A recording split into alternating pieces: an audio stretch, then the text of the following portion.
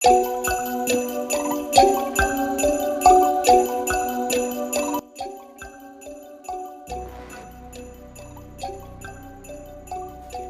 is Sunday and I am making cast iron skillet meatloaf, and then I'm gonna top it with bacon and jalapenos, and on the inside we are just going to do some onion and some sweet baby rays.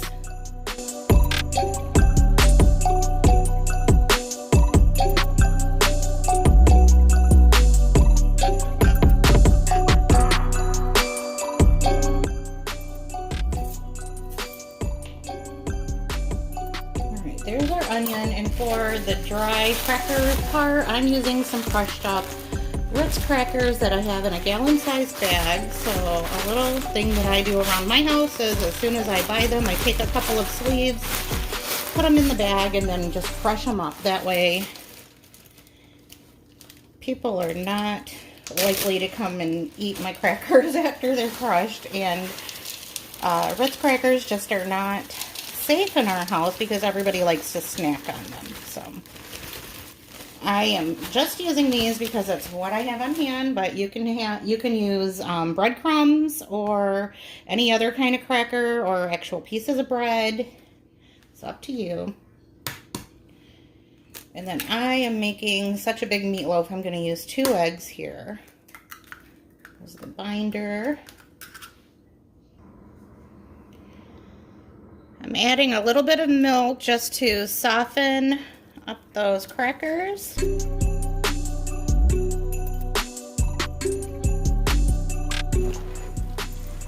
Kind of wishing that I had gloves for this part this time because I'm not really looking forward to the part where everything turns red when I add the barbecue sauce. But I don't have any gloves, so we're just going to do it barehanded today.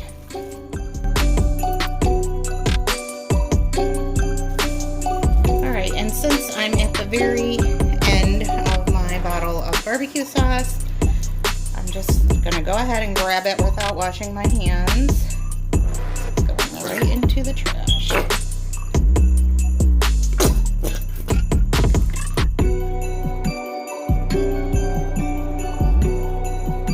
You can use as much or as little as you like.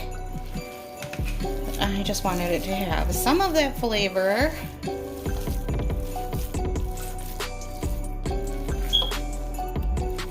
Smell that barbecue sauce. I'm just going to season up with some seasoning salt just because I'm kind of feeling like I don't want to pull out a bunch of other seasonings. Just going to kind of do the one and done here.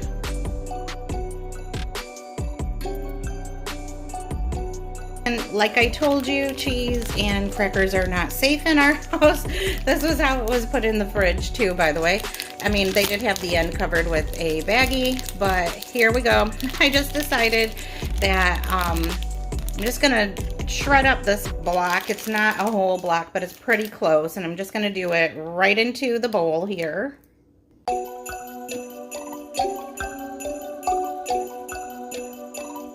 Okay, I lied. I'm not going to do the whole block, but pretty close. So the rest I'm going to finish shredding right into a baggie to save for later.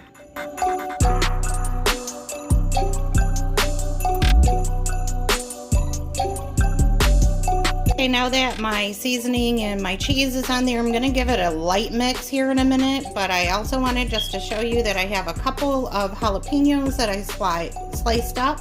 Those are not going to go inside. I decided I just want to do those on top. And we're also going to use some bacon slices to put on top of this meatloaf as well.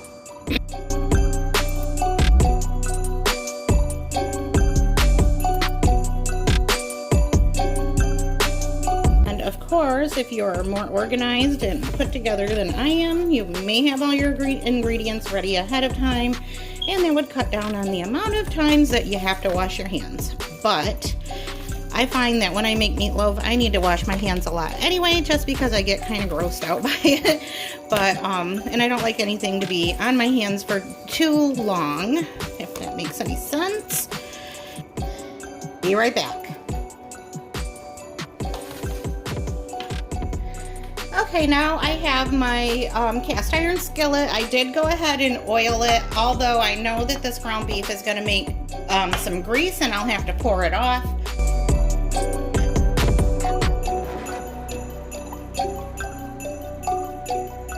This time I'm using a wooden spoon or whatever this thing is called.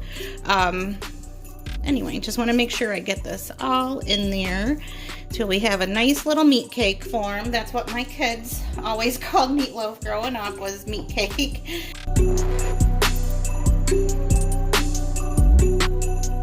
I'm liking how this is looking, and I have a little bit of room here still, and there will be some shrinkage. Next, I'm placing these jalapenos right on top. I wasn't sure if I wanted to do the bacon on top or the jalapenos on top, but I think that I want that bacon to be totally exposed so that it can get nice and crispy. And I am using a fork to put them on there because they are hot, and I intentionally left the seeds in so that we could get all of that heat.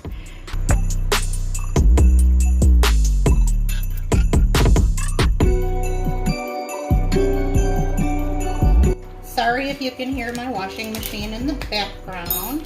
Next, I'm just going to come in with those pieces of bacon, and I think I'll just trim them up as needed.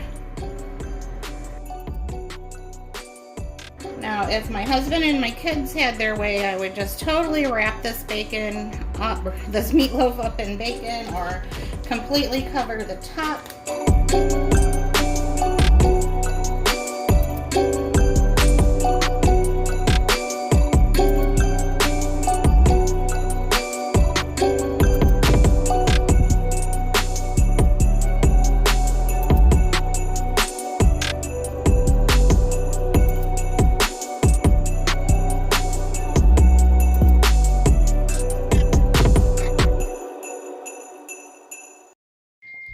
In a saucepan, I am just mixing up some brown gravy mix as well as some cream of mushroom soup. My husband only likes meatloaf with a mushroom gravy on top of it, and I actually just wanted to have like a barbecue or ketchup sauce on top of it, especially with a bacon cheddar jalapeno meatloaf. I felt like I needed a barbecue sauce on it, but I respect and recognize his weirdness, so I went ahead and made him some gravy on the side. Here I'm using some 4 cheese mashed potatoes, and I added a little more cheese and butter to those. And next I'm just pouring off the grease from this meatloaf into a separate bowl on the side. That'll just get discarded as soon as it cools off and sets up. I'll just scoop it into the trash. I have to say that making meatloaf in my cast iron skillet might be my new favorite way. I'm not sure. It just kind of cooked a lot faster, and also you get lots of crispy bits that way. And we like that a lot. We especially liked our meatloaf with bacon. I know we are a bacon-loving family. We're also a family that likes a lot of spicy food, but if you're not, you can definitely leave off those jalapenos or replace them with a mild pepper. I ended up drizzling a little more barbecue sauce on top of my meatloaf, and this dinner was good to go.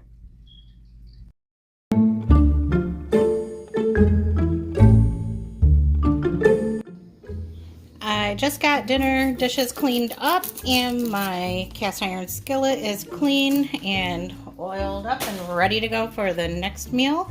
So I am just prepping for tomorrow.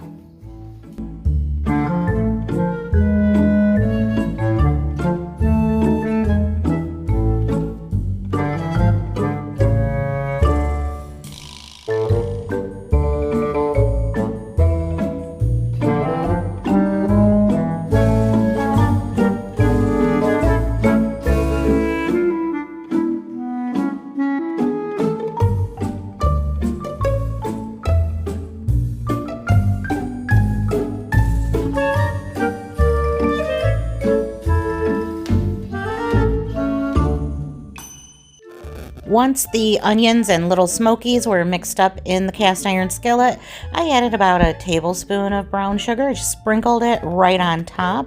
And then next I came in with a can of Bush's baked beans, and then I just sprinkled a little bit of the Worcester sauce on top. And then I just stirred that all up together.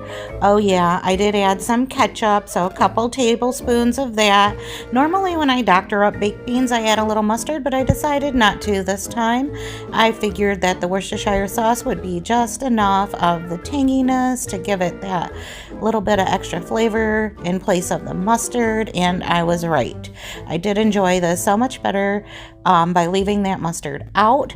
This ended up being such a good meal. We all enjoyed it, which was a surprise because when I think of what sounds good for dinner, it's not usually beanie weenies, but here we are, and this was really good. I just put some bacon slices right on top, placed that in the refrigerator for the next day. When I was ready to cook it after work, I just pulled it out, let it sit on the counter to come to room temperature, then popped it in the oven. And here's the result. Turned out super delicious. All of the bacon drippings just kind of oozed down into the beans. And to go with it, we made some tater tots. We had a little chuckle over dinner on this night because our day was so hectic and chaotic that it was truly a good thing that I prepped this meal the night before, or we may not have had dinner at all. Beanie Weenies saved the day.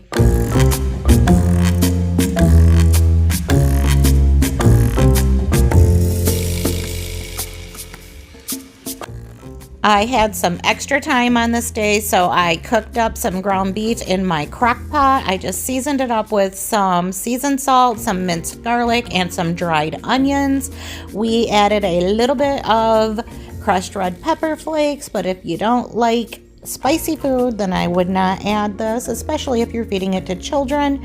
After about an hour and a half or 2 hours, I may have lost a little bit of time there and forgot to keep track, but I'm thinking it was an hour and a half. I just removed my meat from the crock pot, drained off the fat, and then added that cooked ground beef right back into the crock.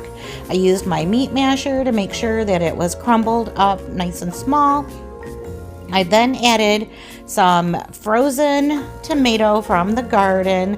This one was on the verge of going too ripe, so I just chopped it up and threw it in the freezer a couple days earlier. I am putting some of that Better Than Bouillon beef flavored paste into the crock pot, as well as some of the tomato bouillon powder. I used a half a can of Glory greens. These are the mixed greens. I did not have any spinach or kale like I would normally use, so these greens came in handy in a pinch. And then after this was all heated up, I added a bag of cheese tortellini and then just let that cook through. And when this was all done, I just dished it up just as it is, and it was so delicious, so unexpectedly good. And I would definitely cook my meat in my crock pot again whenever I have the time to do so.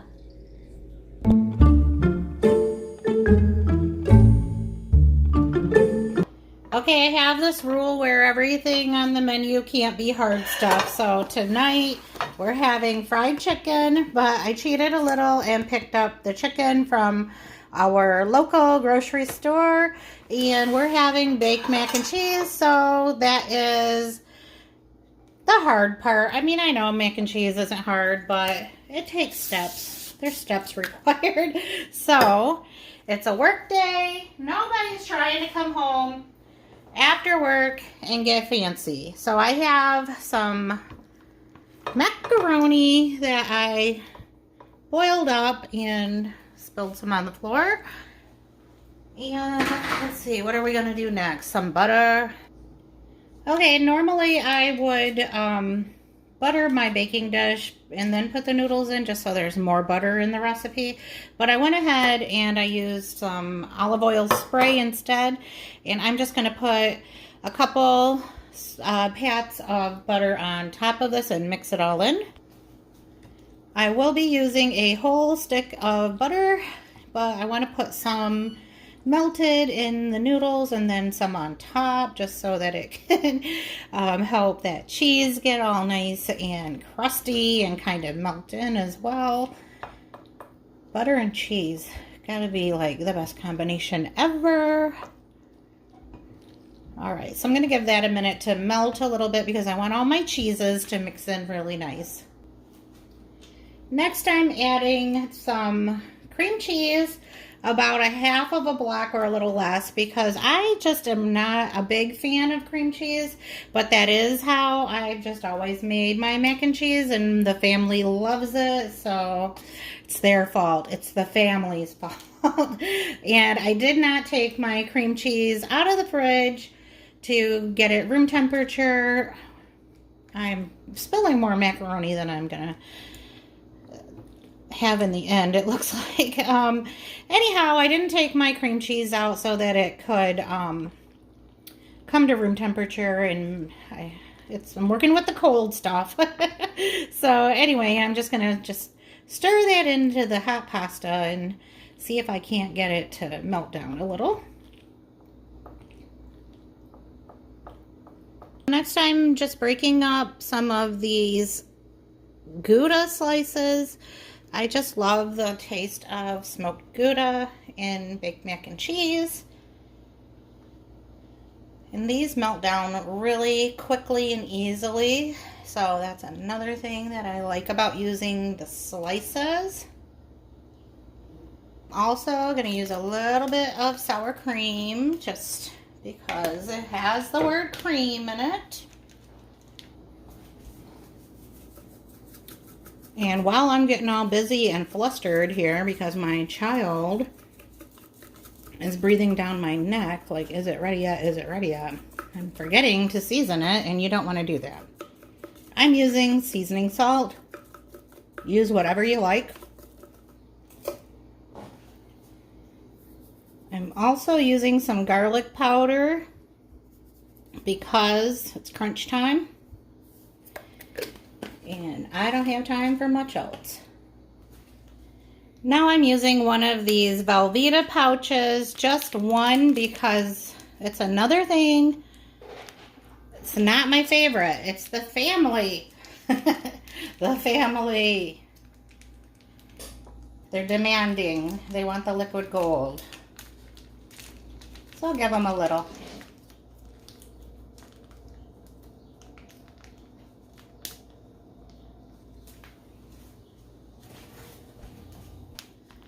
And the last cheese is this mozzarella. Once upon a time, I watched a cooking show, and the cook put mozzarella in their mac and cheese and said you just can't have mac and cheese without it, and they were right. It's just a really good melty cheese. All right, so I'm going to mix this as best as I can, but between you and me, I will be watching this and going back and stirring it as all of these cheeses start to melt down. Next, I'm adding the milk part, and I am using half and half.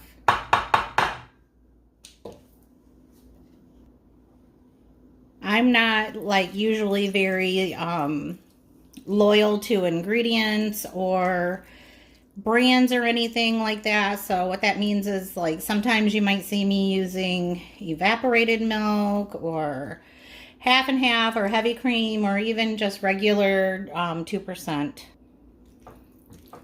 But half and half is what I have. I don't have any other kind of milk, so that's what it's going to be today. And I think I'm feeling a little bit anxious that I don't have this seasoned up like it should be, so I'm going to add a little bit more seasoning to it, maybe some pepper, and get it in the oven. Well, I tasted this mac and cheese, and in my opinion, it didn't need any more seasoning, so just gonna leave it as it is, and I'm just gonna add the remainder of the butter. So in total, there is a stick of butter in this whole dish.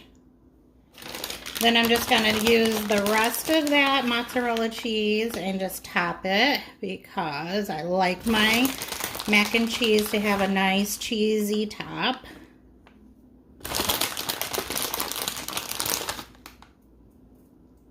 Now it's going in the oven. In the same pan that I cooked my macaroni, I'm just adding some butter and some broccoli. I just want to get my family fed and have dinner served. So here is our King's Hawaiian rolls, that chicken that I'll just heat up. I did grab some of this Honeycrisp apple cider as well, just for a treat.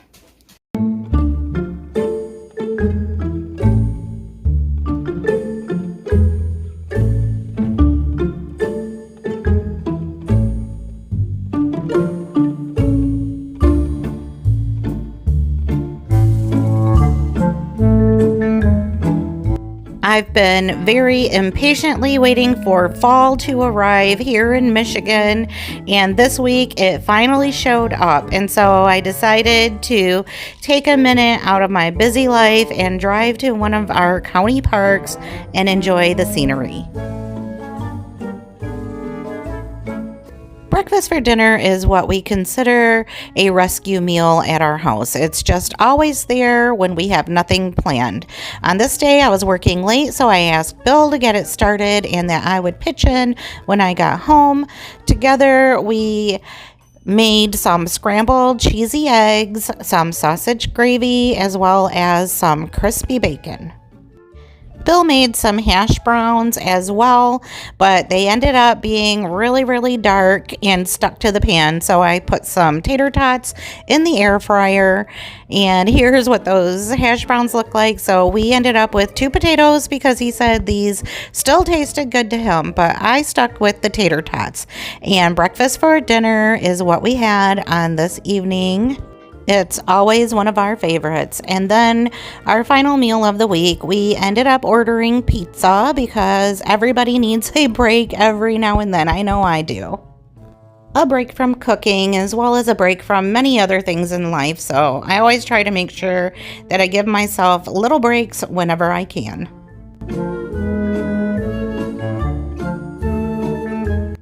If you made it this far, I thank you so much for sticking till the end. And if you're new here, I would love it if you subscribe to my channel if you haven't already. And I'll see you in the next one. Bye for now.